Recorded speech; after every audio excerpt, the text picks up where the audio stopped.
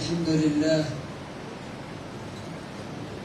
نحمده ونستعينه ونستغفره ونؤمن به ونتوكل عليه ونعوذ بالله من شرور أنفسنا ومن سيئات أعمالنا من يهده الله فلا مضل له ومن يضلله فلا هادي له ونشهد أن لا إله إلا الله وحده لا شريك له ونشهد أن سيدنا ومولانا محمدا عبده ورسوله أما بعد فأعوذ بالله من الشيطان الرجيم بسم الله الرحمن الرحيم وما قدر الله حق قدره والأرض جميعا قبضته يوم القيامة والسماوات مطويات بيمينه سبحانه وتعالى عما يشركون وقال تبارك وتعالى ولله خزائن السماوات والأرض ولكن المنافقين لا يفقهون وقال تبارك وتعالى ولله ملك السماوات والأرض يخلق ما يشاء وقال النبي صلى الله عليه وسلم حين سئل متى الساعة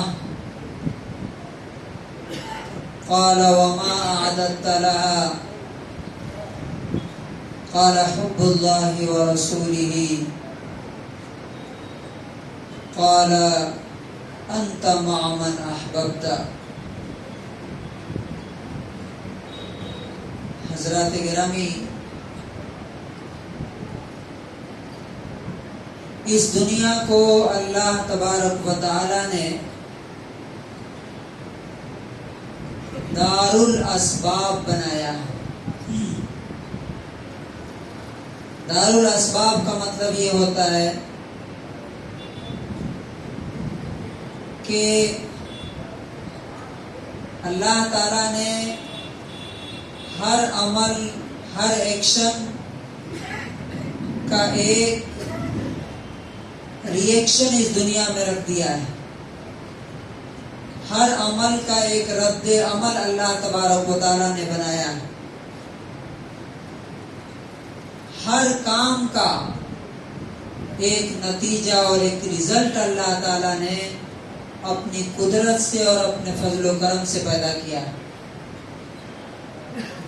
انسان اگر اچھا کرے گا تو اس کی اچھائی کا رزلٹ اور نتیجہ اسے ہی ملنے والا ہے، اور اگر برا کرے گا تو اس کی برائی کا وبال اور رزلٹ بھی اسی کو ملنے والا ہے. اللہ تبارک و تعالیٰ نے اس قانون کو، اپنے اس قانون فطرت کو، لا آف نیچر کو قرآن کریم میں جگہ جگہ بیان کیا. چنانچہ آپ دیکھیں گے قرآن اٹھا کر کے تو اللہ تبارک و تعالی چاہے وہ جنت کا معاملہ ہو یا جہنم کا معاملہ ہو، یا دنیا میں کسی اچھائی اور برائی کا بدلہ ہو، ہر جگہ اس چیز کا تذکرہ کیا ہے. مثال کے طور پہ اللہ تعالیٰ نے جہاں جنت کا تذکرہ کیا ہے کہ جب وہ نیک لوگوں کو اور متقیوں کو پرہیزگاروں کو دی جائے گی تو اس وقت ان سے کہا جائے گا ان تلکم الجنت اورثتموها بما کنتم تعملون، دیکھو یہ جو جنت تمہیں دی جا رہی ہے یہ اس عمل کی وجہ سے ہے جو تم دنیا میں کیا کرتے تھے۔ اللہ تعالیٰ نے اسی کو سورہ حاقہ میں کہا کہ جب جنت والوں کو جنت دی جائے گی تو کہا جائے گا کلوا واشربوا ہنیئا بما اسلفتم فی الایام الخالیہ، کھاؤ اور پیو مزے سے اور عیش و آرام سے رہو، کس وجہ سے؟ بما اسلفتم فی الایام الخالیہ، گزرے ہوئے دنوں میں جو تم نے کیا تھا یہ اس کا بدلہ اور اس کا رزلٹ تمہیں مل رہا ہے۔ اب دنیا کے اندر بھی جو حالات جو سچویشنز ہمارے سامنے آتے ہیں وہ بھی چاہے انڈیویجول لائف میں ہو یا کلیکٹیو لائف میں ہو، اجتماعی زندگی میں ہو، وہ بھی اسی اصول فطرت اور قانون قدرت کا نتیجہ ہوتا ہے، اور آخرت میں یہ اور بڑے پیمانے پر ہمارے سامنے آئے گا۔ لیکن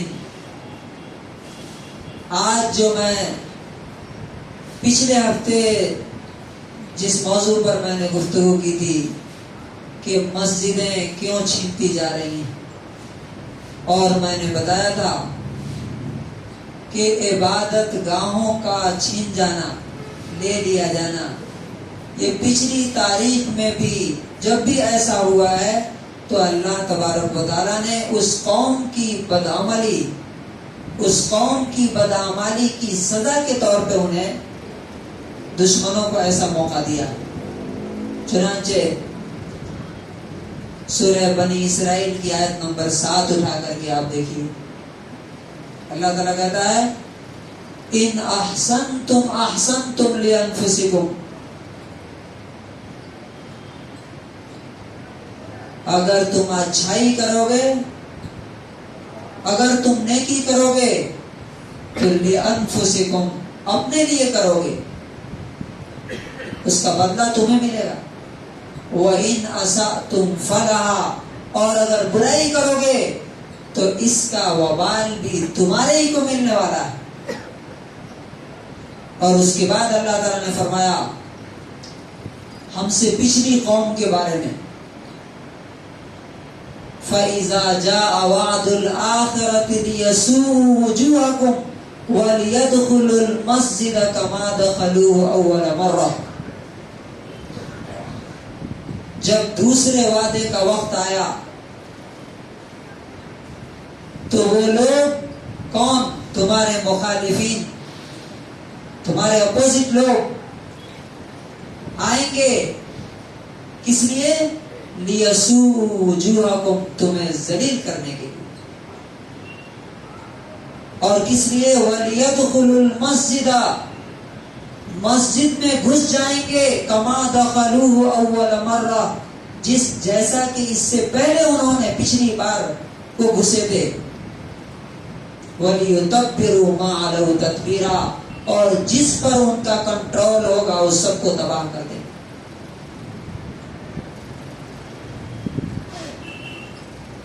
آج جو ہمارے ذہنوں میں سوالات تھے کیوں ایسا ہو رہا ہے، اس کی وجہ ہے کہ جب ہم مسجدوں کو ویران کر دیتے ہیں، مسجدوں کو آباد کرنا بند کر دیتے ہیں، تو پھر اللہ تبارک و تعالیٰ یہ سچویشن ہمارے اوپر لاتا ہے، یہ حالات ہمارے اوپر لاتا ہے، اور اس سے نکلنے کا راستہ وہی ہے کہ مسجدوں کو آباد کیا جائے۔ اللہ تبارک و تعالیٰ، اب دیکھیے، آپ سامنے کی مثال دیکھیے، کیا وجہ ہے؟ ایک طرف ہمارے ہاں مسجدیں لی جا رہی ہیں، اور دوسری طرف یورپ میں آپ دیکھیے، امریکہ میں دیکھیے، چرچ مسجد میں کنورٹ ہوتے جا رہے ہیں۔ ریزن کیا ہے؟ وجہ کیا ہے؟ وہاں آباد کرنے والے لوگ پیدا ہو رہے ہیں تو اللہ تعالیٰ انہیں دے رہا ہے، یہاں ویران کرنے والے ہیں تو لیا جا رہا ہے، چھینا جا رہا ہے۔ اور یہ تو دنیا کا معاملہ ہے، اس سے زیادہ بڑا معاملہ آخرت میں ہونے والا ہے۔ سب سے بڑا مسئلہ ہماری زندگی کا یہ نہیں ہے کہ آج ہماری زندگی میں کیا ہو رہا ہے، سب سے بڑا مسئلہ یہ ہے کہ ہمارے مرنے کے بعد ہمارے ساتھ کیا ہوگا، ہمارا آخری انجام کیا ہونے والا ہے، دنیا سے ہماری روانگی کیسے ہوگی، اور آخرت میں اللہ رب العزت کے یہاں ہمارا معاملہ کیسا ہوگا۔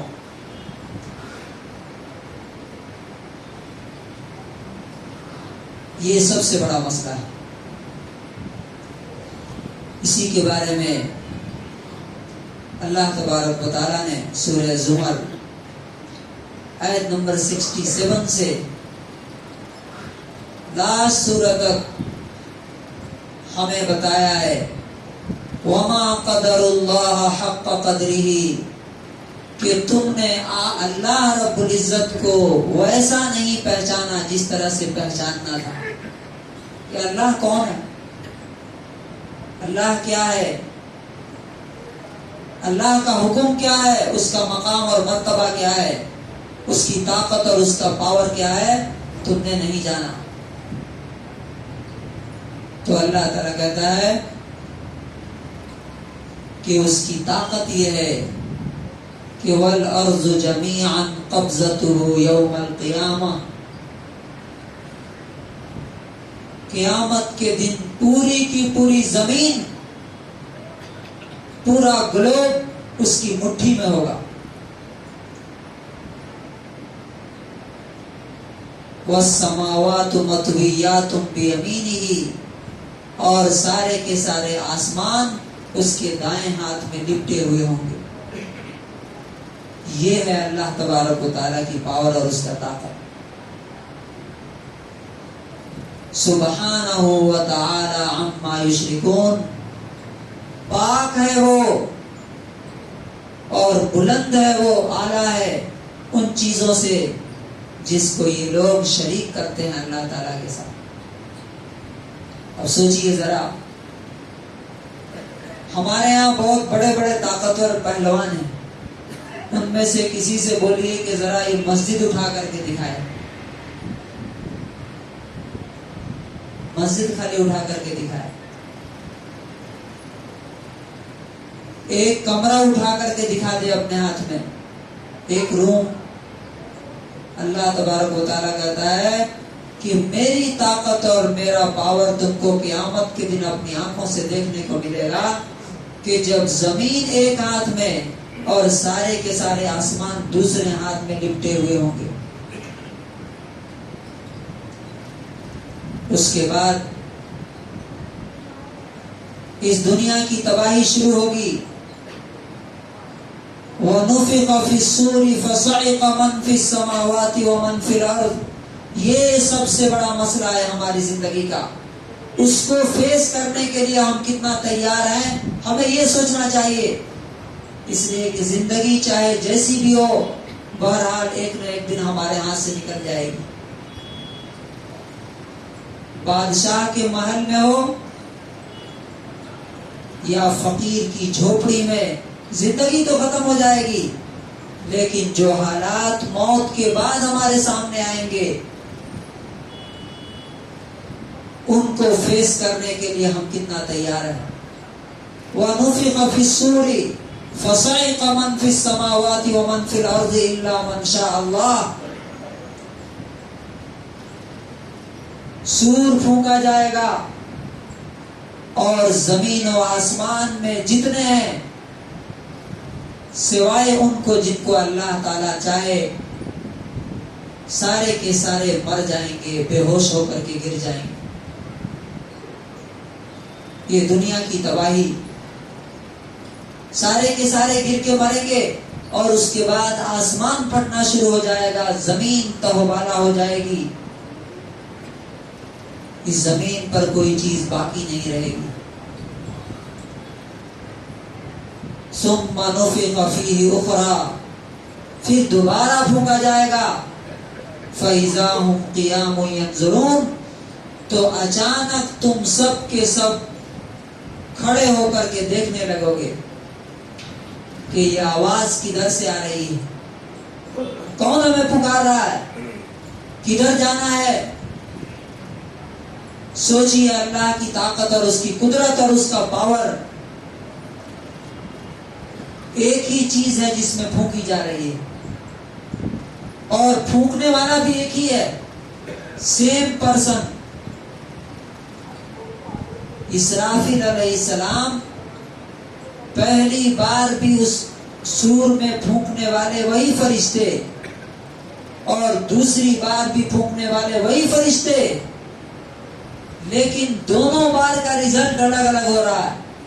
یہ ہے اللہ کی طاقت کہ پہلی بار میں سارے کے سارے مر کے ختم، جہاں ہے وہیں بے ہوش ہو کے گریں گے، مر جائیں گے، اور اسی سور میں جب دوبارہ پھونکا جائے گا تو جہاں جہاں گر کے مرے تھے وہاں سے اٹھنا شروع ہو جائیں گے۔ سبحان اللہ۔ اور اس کے بعد اللہ تبارک و تعالیٰ تشریف لائے گا، اور اس کا نقشہ اللہ تعالیٰ نے قرآن کریم میں جگہ جگہ بیان کیا کہ اللہ تعالیٰ کس طرح آئے گا۔ یوم تشقق السماء بالغمام ونزل الملائکۃ تنزیلا، جس دن بادلوں سے آسمان پھٹے گا اور فرشتے دھیرے دھیرے اترنا شروع ہو جائیں گے، یعنی اللہ تعالیٰ کے آنے سے پہلے پہلے اس کے فرشتے آئیں گے زمین پر، اس کے بعد اللہ تعالیٰ آئے گا۔ اللہ تعالیٰ کیسے آئے گا، اور جب آئے گا تو کیا ہوگا؟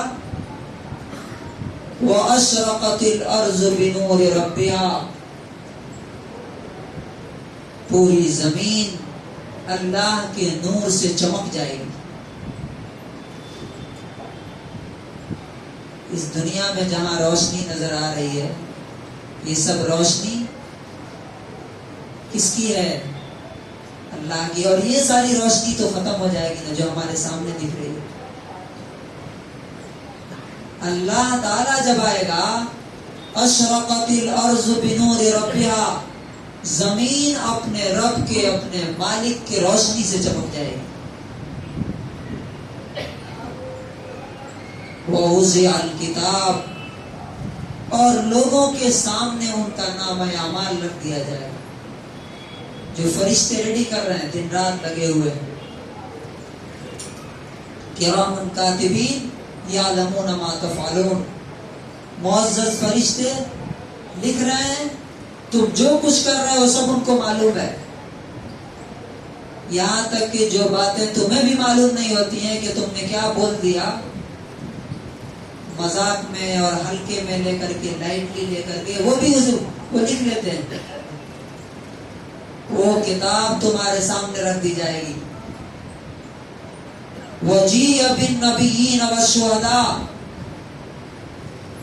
نبیوں کو اور گواہوں کو لایا جائے گا گواہی دینے کے لیے۔ جیسے آپ کورٹ میں جاتے ہیں تو کورٹ میں آپ کے جرم چارج شیٹ جو داخل ہوتی ہے اس کے ساتھ ساتھ گواہوں کو بلایا جاتا ہے۔ وٹنس کون تھا دیکھنے والا، تو فرشتوں کو بلایا جائے گا جو یہاں پر نگرانی کر رہے تھے، واچ کر رہے تھے،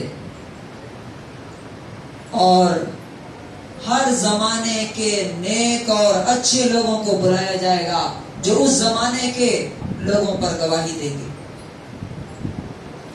وَقُضِيَ بَيْنَهُمْ بِالْحَقِّ وَهُمْ لَا يُظْلَمُونَ، اور انصاف کے ساتھ فیصلہ کیا جائے گا، کسی پر ظلم نہیں کیا جائے گا۔ اس کے بعد انسان دو گروپوں میں تقسیم ہو جائیں گے۔ وَسِيقَ الَّذِينَ كَفَرُوا إِلَى جَهَنَّمَ زُمَرًا، جنہوں نے اللہ کی بات نہیں مانی ان کو الگ الگ گروپوں میں جہنم کی طرف کھینچا جائے گا. ہر گروپ الگ، کفر والوں کی الگ، سود کھانے والوں کی الگ، زنا کرنے والوں کی الگ، بے نمازیوں کی الگ، روزہ چھوڑنے والوں کی الگ، شراب پینے والوں کی الگ، سب الگ الگ گروپ میں تقسیم کر کے ان کو جہنم کی طرف کھینچا جائے گا. فرشتے کھینچ کے لے کے جائیں گے.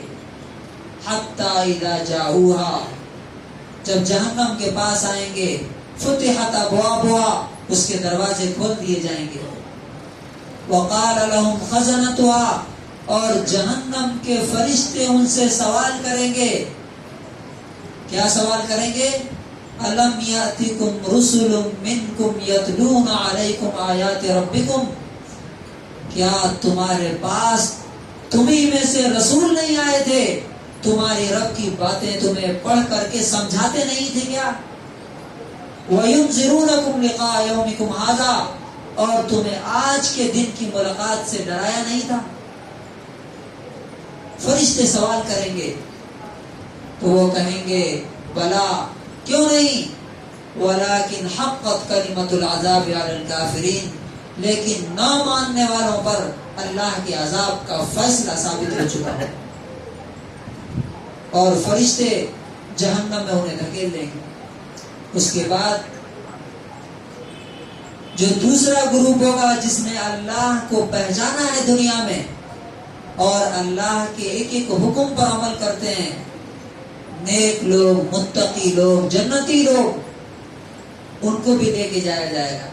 وسیق الذین اتقوا ربهم الى الجنة زمرا، نیک اور پرہیزگار لوگوں کو الگ الگ گروپوں میں جنت کی طرف لے جایا جائے گا. نبیوں کا گروپ الگ ہوگا، صدیقین کا گروپ الگ ہوگا، شہیدوں کا گروپ الگ ہوگا، نمازیوں کا گروپ الگ ہوگا، صدقہ خیرات کرنے والوں کا گروپ، الگ الگ گروپ میں لوگوں کو جنت کی طرف لے کے جایا جائے گا، نیک لوگوں کو. حتی اذا جاؤہا، جب وہ جنت کے پاس پہنچیں گے، وفتحت ابوابہا، اور اس کے دروازے پہلے سے ہی کھلے ہوئے ہوں گے، تو اس کے فرشتے کیا کہیں گے؟ سلام علیکم، تم پر سلامتی ہو. سلامتی کا مطلب کیا ہے؟ کہ دنیا میں جتنی تکلیفیں پریشانیاں ہو گئیں وہی ہو گئیں، اب آج کے بعد سے تمہیں کوئی پرابلم، کوئی پریشانی، کوئی تکلیف نہیں ہوگی. سلام علیکم، ہر چیز سے حفاظت، پروٹیکشن تمہیں مل گئی. تم مزے سے رہو. فادخلوها خالدین، ہمیشہ ہمیشہ کے لیے اس جنت میں داخل ہو جاؤ. جب جنت میں جائیں گے تو کیا کہیں گے؟ الحمدللہ الذی صدقنا وعدہ، تمام تعریف اس اللہ کے لیے ہے جس نے ہم سے کیا ہوا اپنا وعدہ پورا کر دیا. یعنی اللہ نے ہم سے وعدہ کیا تھا کہ تم نیک بنو گے تو جنت میں یہ نعمتیں تم کو ملے گی. یہاں پہنچنے کے بعد ہم نے دیکھ لیا کہ اللہ نے جتنے وعدے کیے تھے کہ جنت میں کیا کیا ہوگا، سونے کی اینٹیں، سونے کی دیواریں، سونے کی پلیٹیں اور خدمت کرنے والے، حور العین، یہ ساری کی ساری چیزیں ہمیں مل گئیں. وَنَتَبَوَّأُ مِنَ الْجَنَّةِ حَيْثُ نَشَاءُ، اور جنت میں اب ہم جہاں چاہیں وہاں رہیں، ہمیں کوئی روکنے والا نہیں. فَنِعْمَ أَجْرُ الْعَامِلِينَ، تو عمل کرنے والوں کا کتنا اچھا اور کتنا بہترین بدلہ ہے. میرے بھائی اور بزرگوں، یہ ہے وہ پیغام اور وہ میسج جو اللہ تعالیٰ ہمیں دینا چاہتا ہے. یہ زندگی کا جو سفر ہے بہت تھوڑا سا ہے، بہت تھوڑا، بہت مختصر، بہت شارٹ ہے، بہت جلدی ختم ہو جائے گا. آخرت کا جو سفر ہے، جو جرنی ہے، وہ ختم نہیں ہوگی، ان لمیٹڈ ہے. وہ اس کے لیے ہم اپنے آپ کو کتنا تیار کر رہے ہیں، اس کے لیے ہم کتنی پلاننگ کر رہے ہیں، یہ اصل مسئلہ ہے۔ اس لیے کہ جب وہ آ جائے گا، یعنی ہماری موت کے ساتھ قیامت شروع ہو جاتی ہے، اور نہیں تو قیامت جب آ جائے گی اس کے بعد پھر دوبارہ ہمیں موقع نہیں دیا جائے گا۔ آج ہمارے سامنے اپرچونٹی ہے، موقع ہے، چانس ہے، ہم جدھر جانا چاہتے ہیں دونوں راستے کھلے ہوئے ہیں۔ پہلا راستہ بھی جو جہنم پہ جا کر کے اینڈ ہوتا ہے، اور دوسرا راستہ بھی جو جنت کی حسین اور خوبصورت بیوٹیفل لائف کے لیے کھلا ہوا ہے، وہ بھی ہمارے سامنے آج ہے۔ اللہ تبارک و تعالی واللہ یدعو الی دار السلام، اللہ تعالیٰ اسی جنت کی طرف، سلامتی کے گھر کی طرف ہمیں بلاتا ہے۔ اللہ تعالیٰ سے دعا ہے کہ پروردگار عالم ہمیں اس اصل مقام کے لیے اپنے آپ کو تیار کرنے کی توفیق نصیب فرمائے۔ بارک اللہ لنا ولکم فی القرآن العظیم۔